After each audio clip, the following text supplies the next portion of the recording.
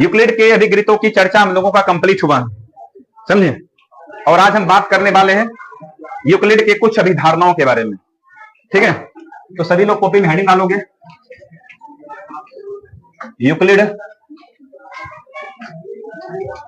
Euclid की अभिधारणाएं, Euclid की अभिधारणाएं।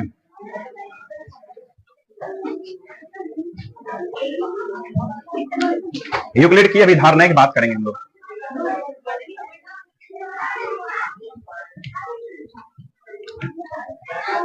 Euclid की अभिधारणा नंबर 1, या लिखो अभिधारणा नंबर 1, ऐसे अभिधारणा नंबर 1। हम लोग 5 अभिधारणा की बात करने वाले हैं इसमें। 5 अभिधारणा जो हमें याद रखना है, जैसे हम अभिगृत याद रखेंगे, सेम उसी तरह से हम लोग 4-5 अभिधारणाएं याद रखेंगे, ठीक है। पहला अभिधारणा यह है कि एक बिंदु से अन्य बिंदु तक एक सीधी रेखा खींची जा सकती है। एक बिंदु से एक अन्य बिंदु तक, बहुत सिंपल अभिधारणा है। यूक्लिड महोदय ने ये बोले कि एक बिंदु से आप एक अन्य बिंदु तक आप एक सीधी रेखा खींच सकते हो। बिल्कुल, एक बिंदु से दूसरे बिंदु तक हम क्या कर सकते हैं? सीधी रेखा खींच सकते, आराम से खींच सकता हूं मैं। यही बात बोले हैं अभिधारणा नंबर 1 में। यूक्लिड की अभिधारणा पहला क्या कहता है कि एक बिंदु से दूसरे बिंदु तक एक सीधी रेखा खींची जा सकती है। याद हुआ पहला? क्लियर है बात सबको? लिखा जाए। इसी को एक अभिगृत के रूप में भी इन्होंने बोले, इसी शब्द को अभिगृत के रूप में भी इन्होंने पेश किया, समझे। तो हम अभिगृत भी लिख लेते हैं। लिखिए अभिगृत, एरो देख लिखिए अभिगृत। बस इसी में एक अभिगृत भी पेश किया, अभिगृत नंबर 5.1, अभिगृत 5.1। अरे इसी को दूसरी भाषा में क्या बोले कि दिए हुए दो भिन्न बिंदुओं से, दिए हुए दो भिन्न बिंदुओं से एक सीधी रेखा खींची जा सकती है, और एक और केवल एक ही रेखा होगा, वो अद्वितीय रेखा। मतलब दो दिए हुए भिन्न बिंदुओं से एक अद्वितीय रेखा खींची जा सकती है। अद्वितीय रेखा का मतलब क्या? ये दो बिंदु से एक और केवल एक ही रेखा खींचा जाएगा। अद्वितीय मतलब इसके जैसा दूसरा नहीं, बात समझे। दिए हुए दो भिन्न बिंदुओं से, दिए हुए दो भिन्न बिंदुओं से होकर एक अद्वितीय रेखा खींची जा सकती है। बस इसी को अभिगृत बोल दिए, ठीक है। लिखा जाए इसको भी, ध्यान से लिखो। सुनिए, अभिधारणा नंबर 2 में यूक्लिड जी ने क्या बोले कि एक अशांत रेखा को अनिश्चित रूप से आगे बढ़ाया जा सकता है। एक अशांत रेखा है, एक अशांत रेखा ये है अपने पास, ठीक है। शांत रेखा बोलो, अशांत मत बोलो। अशांत मतलब क्या होता है? वो रुक गया, आगे नहीं बढ़ेगा वो, समझे। वो रेखा खंड हो गया, रेखा टुकड़ा हो गया, ये हो गया शांत रेखा। ये क्या हो गया? हाँ, क्योंकि ये रेखा का हिस्सा है, टुकड़ा है, लेकिन जब दोनों तरफ तीर लगा हुआ तो उसको रेखा बोलेंगे। क्या बोलेंगे उसे हम लोग? हाँ, तो ये रेखा है शांत रेखा। ये रेखा कैसा है? हाँ, एक शांत रेखा को अनिश्चित रूप से आगे बढ़ा सकते हो आप। इस रेखा को आप चाहो खींच करके आगे बढ़ा सकते, इसमें कोई बड़ी बात नहीं है। इन्होंने यही बोला कि एक शांत रेखा, एक शांत रेखा को आप आगे बढ़ा सकते हो, ऐसे डॉट लगा करके, चाहे जैसे मन आप आगे बढ़ा सकते हो। बस समझे, समझ में आया? एक शांत रेखा को और निश्चित रूप से आगे बढ़ाया जा सकता, जहां तक तुम्हारे काम जरूरी पड़े वहां तक आप बढ़ा दो। लिखो। अब हम लोग लिखेंगे अभिधारणा नंबर 3। अभिधारणा नंबर 3 में क्या है समझिए पहले। अभिधारणा नंबर 3 में यूक्लिड जी ने क्या बोले समझिए कि आप किसी बिंदु को केंद्र मान लो। किसी बिंदु का आप क्या मान लो? हाँ, किसी बिंदु को इन्होंने ये बोला कि आप केंद्र मान लो, और त्रिज्या आप कितना भी ले लो। त्रिज्या आप कितना भी लेकर के जब आप उसको एक बार घुमाओगे तो आपको एक वृत्त बन जाएगा, समझे। किसी को केंद्र मान करके किसी भी त्रिज्या का एक वृत्त खींचा जा सकता है। वो त्रिज्या की माप आप कुछ भी ले लेते हैं, बात समझा। अभिधारणा नंबर 3 क्या है कि किसी को केंद्र मान करके किसी त्रिज्या के वृत्त हम क्या कर सकते हैं? आराम से खींच सकते हैं। केंद्र कुछ भी ले लेंगे, त्रिज्या भी कुछ ले लेंगे, तो बन जाएगा आपका एक वृत्त। लिखो। चलिए अभिधारणा नंबर 4 की ओर बढ़ते हैं। अभिधारणा नंबर 4। अभिधारणा नंबर 4 ये कहता है कि सभी समकोण एक दूसरे के बराबर होता है। अभिधारणा नंबर 4 में क्या कहा इन्होंने कि सभी समकोण एक दूसरे के क्या होते हैं? हाँ, जितने भी समकोण होंगे वो सब एक दूसरे के क्या होंगे, बराबर। चाहे वो समकोण छोटा हो, चाहे वो समकोण बड़ा हो। समकोण का मतलब होता है 90 डिग्री का बनने वाला कोण। ठीक है, बताओ इन दोनों में क्या फर्क है? फर्क सिर्फ बात भुजा का फर्क है, लेकिन हम बात किसका किए हैं? समकोण का। बात हम किसका किए हैं? समकोण का। ये अभिधारणा 4 में इन्होंने यही बोले कि सभी समकोण एक दूसरे के बराबर होते हैं।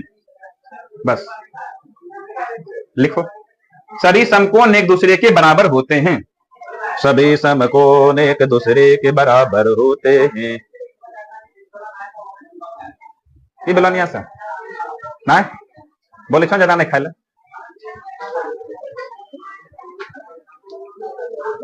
हाँ, ये बात तो है। तू सब ताकतवर आदमी है, तेरे अंदर, सब के अंदर वो दम है कि तू कुछ बेहतर करेगा। लेकिन यही है कि बस अपने सच्चाई पर चलो और गलत संगत से बच के रहो। जो गलत संगत से बच के रहोगे वो मजबूत बने रह जाओगे। लेकिन अगर जो संगत में, खराब संगत में पड़ा तो उसका सब मजबूती खत्म होगा, वो एक दिन कमजोर बन जाएगा। स्कूल में लगातार इतने घंटा रहने के बावजूद भी तुम 4:30 बजे वापस क्लास आते हो इस उमंग से पढ़ूंगा, तो तुम्हारे अंदर वो दम है, तुम्हारे अंदर वो क्षमता है कि तू सच में ऐसा कर सकता है। बस करना क्या है? इसी जुनून को, इसी जज्बात को बरकरार रखना है, खुद को भटकने नहीं देना है। समझा? क्योंकि जज्बात और जुनून अगर सब दिन बरकरार रहेगा तभी कुछ कर पाओगे, नहीं तो एक दिन 2 दिन से नहीं होगा। बात समझे? तुम्हारे अंदर वो है, कहीं ना कहीं कुछ अच्छा लिखा हुआ तुम्हारे लिए, अभी तक सही रास्ते जा रहे हो, बस इसको बनाए रखना। समझा ना? कभी भी डिगना मत इधर उधर। अगर डिग गया तो समझ लेना उस दिन कि कुछ उल्टा होने वाला है तुम्हारे नसीब में। ठीक है ना? अपने को मजबूत बनाए रखना। तो इस क्लासरूम में बैठा हुआ है ना, तू शक्तिशाली आदमी है, तू सब मजबूत आदमी है, तू सब जज्बाहत आदमी है। समझे? तू ये सब सोचता है कि हाँ तुमको पढ़ना है, तू सोच रहा है, सच में तुम्हारे अंदर कहीं कहीं है। समझा? बस उसको करना क्या है? सही रास्ता दिखाना। सही रास्ता जब दिखाते रहो जाओगे, चलते चले जाओगे, तो फिर आगे आने वाला समय तुम्हारे लिए बढ़िया होने वाला। अगर कहीं मन हुआ या बाप रे बाप, इतना देर स्कूल में पढ़, 3 घंटा फिर कोचिंग छोड़े, हम नहीं पढ़, बताओ तो सर 1 घंटा सुबह पढ़, 1 घंटा शाम पढ़, ठीक, तब तो तू गया। बात समझ मानी है ना? है? हाँ, करना क्या? हमको पढ़ाई तो करना है हम सबको, और दूसरा काम क्या है अपना? है कोई काम अपना? दूसरा नहीं है कोई काम, बस पढ़ना है, पढ़ना है, मस्ती भी करना है, थोड़ा सा पढ़ाई भी करना। समझ में आई बातें? तो ये अभिधारणा 4 समझ में आ गया सबको? कि सभी समकोण एक दूसरे के क्या होते हैं? बराबर होते हैं। ओके, 4 अभिधारणा चर्चा हमने कर लिया। 5वां अभिधारणा यूक्लिड का, जो थोड़ा सा जबरदस्त है, अच्छा है, लॉजिकल है, मजेदार है। ठीक है, अभिधारणा नंबर 5। अभिधारणा नंबर 5, चलिए समझिए अभिधारणा नंबर 5 क्या कहता है, पहले समझिए इसको अच्छे से। अभिधारणा नंबर 5 ये कहता है कि भाई आप 2 रेखा खींच लो। पहले क्या कर ले? 2 रेखा आप इस प्रकार खींच लो, इस प्रकार से, और इस पर एक रेखा डाल दो इसे। समझा? यानी कि एक सीधी रेखा 2 सीधी रेखाओं पर गिरकर, ये एक सीधी रेखा है, 2 सीधी रेखाओं पर गिरा, ये गिरना हुआ इस तरह से। क्या लिखा है कि यदि एक सीधी रेखा 2 सीधी रेखाओं पर गिरकर अपने एक ही ओर के अंतःकोण, इस कोण को हम क्या बोलते हैं? समझिए ध्यान से, इस कोण को हम क्या बोलते हैं? अंतःकोण। ये हो गया एक ही ओर के अंतःकोण, और ये भी हो गया एक ही ओर के अंतःकोण। समझा? जरा देखना, एक ही ओर के अंतःकोणों का योगफल 180 डिग्री से ज्यादा आने तक कम। सुना ध्यान से, 180 डिग्री से ज्यादा नहीं तो कम। तुमको बराबर भी तो हो सकता है, 180 डिग्री के बराबर भी हो सकता है, 180 डिग्री से ज्यादा अन्यथा 180 डिग्री से कम। 180 डिग्री के बराबर भी होगा, पर कब होगा मैं बात बताऊंगा। फिलहाल ये समझो 180 डिग्री से ज्यादा, 180 डिग्री से कम, किधर तुमको लग रहा है कम होगा? जरा सोचो तो, दाएं साइड की बाएं साइड? बाएं साइड ऐसा लग रहा है कि दो अंतर कोणों का योगफल 180 डिग्री से कम होगा, बिल्कुल कम होगा। जब 180 डिग्री से कम होगा ना, तो निश्चित है कि जो ये दो सीधी रेखा है, इसको जब हम आगे बढ़ाएंगे तो कहीं कहीं काट देगा एक दूसरे को। क्या कर देगा? एक दूसरे को, एक दूसरे को काटेगा। ये ध्यान रखना, जब एक सीधी रेखा दो सीधी रेखाओं पर गिरा तो इस प्रकार गिरा कि एक ही ओर के अंतर कोणों का योगफल अगर 180 से कम है, 180 से कम है, और जिधर बला में 180 से कम है, उधर बला को अगर हम आगे बढ़ाएंगे तो कहीं न कहीं दूसरे को क्या कर देगा? प्रतिच्छेद कर देगा, काट देगा। 180 डिग्री से ज्यादा वाला की तरफ नहीं काटेगा। क्यों? क्योंकि आगे बढ़ता चला जाएगा, बढ़ता चला जाएगा, कहीं काटेगा क्या? नहीं काटेगा। क्या ये बात समझ में आया? इसी को भाषा में लिखना है। लिखिए, नाम दे दो इसका, ए बी सी डी, ठीक है। जो नाम देने का माना दे दो, पी क्यू, इस बिंदु पर प्रतिच्छेद क्या? प्रतिच्छेद बिंदु एम एन। इसको नाम दे दो कोण नंबर 1, कोण नंबर 2। तो कोण 1 प्लस कोण 2 जो है ना, वो 180 से क्या है? हाँ, 180 से कम है। समझे? चित्र बनाना। क्या बोल रहे? अरे भाई, ये जो योगफल होगा 180 से कम होगा ना, इधर बढ़ाएंगे 180 से कम होगा। समझे? हाँ, तो सीधी रेखा किस ओर मिलेगा? जिस ओर 180 से योग कम होगा, और जिस ओर 180 से ज्यादा होगा, क्या उधर मिलेगा? उधर मिलेगा नहीं, उधर ये फैलता चला जाएगा, नहीं फैलता चला जाएगा। हाँ, जब ये 180 के बराबर हो जाए तब क्या होगा? तब भाई ये दोनों प्रतिच्छेद ही नहीं करेगा कभी, ना ये प्रतिच्छेद करेगा ना ये कभी फैलेगा। इसका मतलब ये रेखा आपस में एक दूसरे के बराबर, बीच में आपस में बराबर ही रहेगा, अर्थात ये दोनों समानांतर होगा, जिसकी चर्चा मैं फिर करूंगा। रेखा एवं कोण जब चैप्टर में पढ़ेंगे तो ये वापस फिर आएगा वहां पर, ये प्रमेय फिर वापस वहां आएगा। समझे? या तो इसके जस्ट बाद, प्रश्नावली 5.1 के जस्ट बाद हम लोग अभिधारणा नंबर 5 का दूसरा रूप हम पढ़ने वाले हैं। समझे? तो ये अभिधारणा नंबर 5 को जरा नजरों में बसा लो बढ़िया से, ठीक है ना। ये नजर से ओझल नहीं होना चाहिए, क्योंकि ये काम आने वाला है तुमको रेखा एवं कोण वाला में भी, ठीक है। यूक्लिड महोदय ने एक शब्द और हमारे सामने दिए, उसका नाम है साध्य, या फिर उसको हम बोलते प्रमेय। साध्य या प्रमेय, प्रमेय, परिमेय नहीं बोलेंगे, प्रमेय। समझे? एक होता है परिमेय, ये नहीं है भाई, प्रमेय अलग चीज है। तो साध्य या प्रमेय के बारे में इन्होंने क्या बोले? इन्होंने यही बोले कि हमने जो विकृत लाया और अभिधारणा लाए, उसी को प्रयोग करके हमने बहुत सारे कथन को प्रूफ करके दिखाया।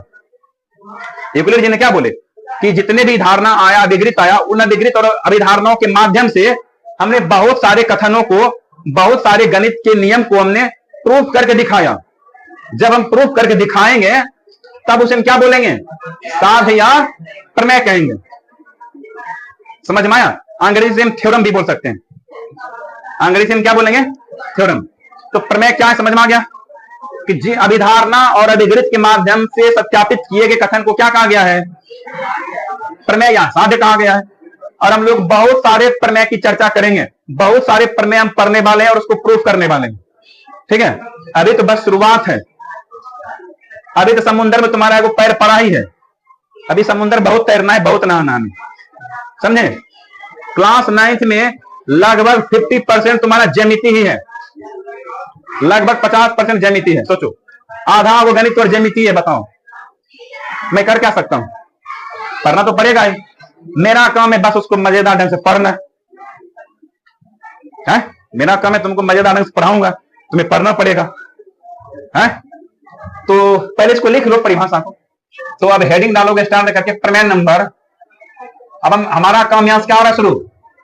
अब हमारा यहां से प्रमेय की कहानी शुरू हो रहा है, समझे? अब हम लोग यहां से बहुत सारे प्रमेय की चर्चा करने वाले हैं, बहुत सारे थ्योरम्स की बात करने वाले हैं।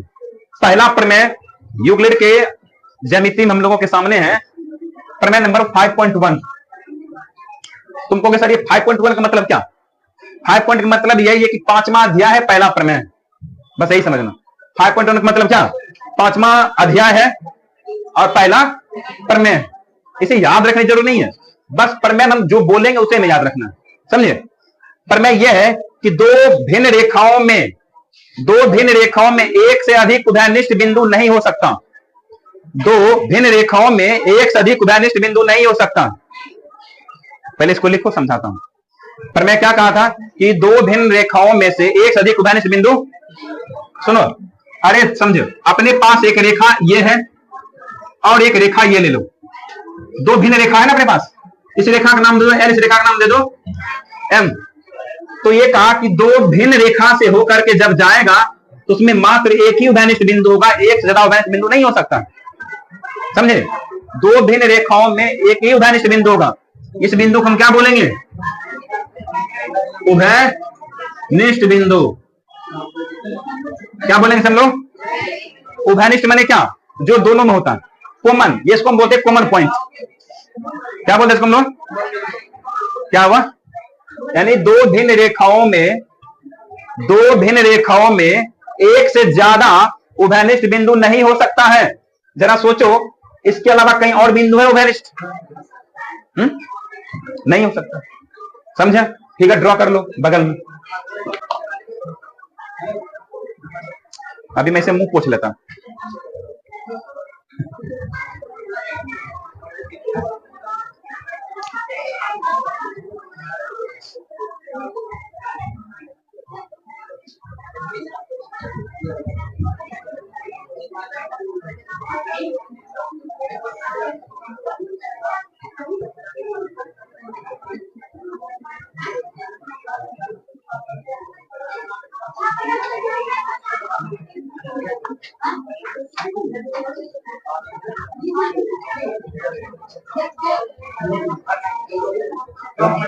मैं समझे? हम लोगों का हो गया ये टॉपिक कंप्लीट। लेकिन अब हम प्रश्नावली शुरू करने वाले हैं 5.1 को।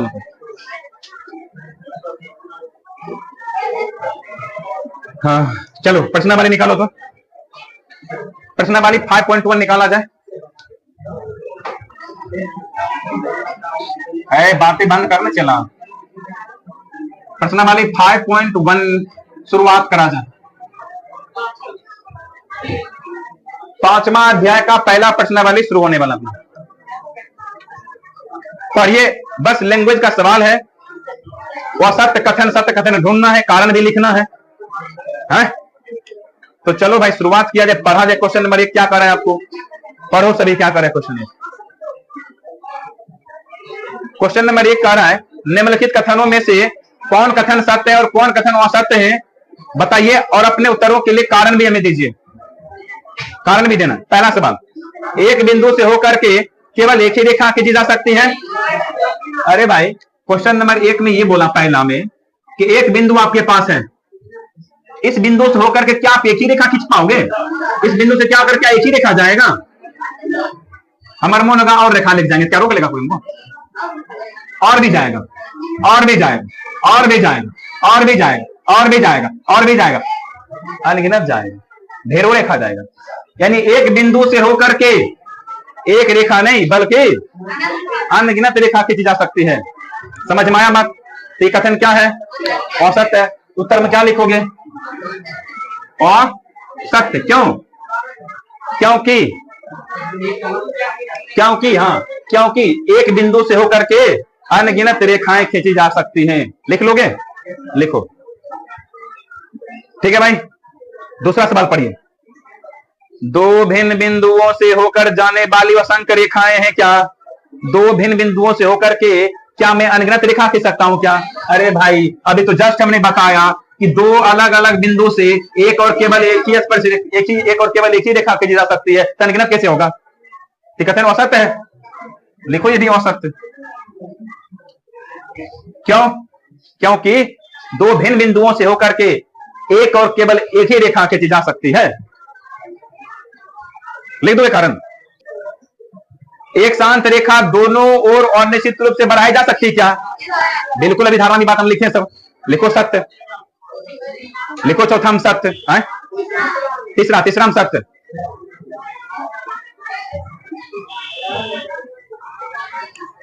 लिख लिया? तीसरा सत्य।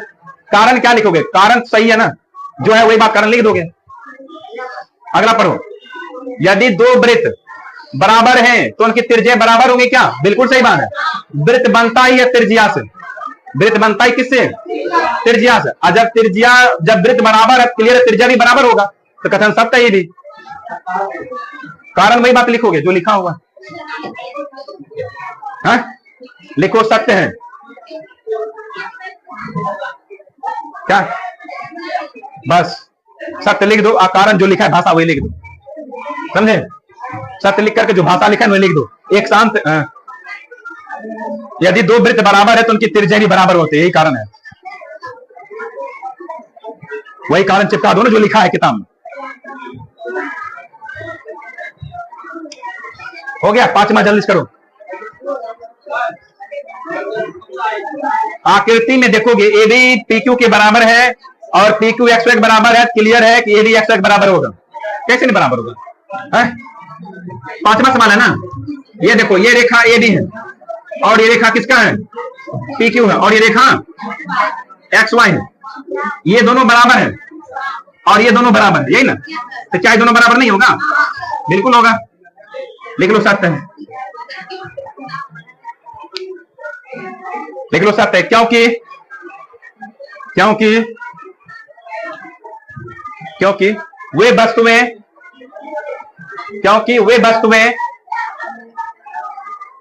जो एक ही वस्तु के बराबर हो, कारण लिखा रहा हूं, वे वस्तुएं जो एक ही वस्तु के बराबर हो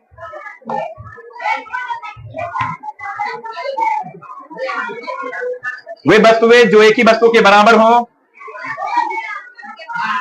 कोमा एक दूसरे के बराबर होती हैं। याद आया? वही है।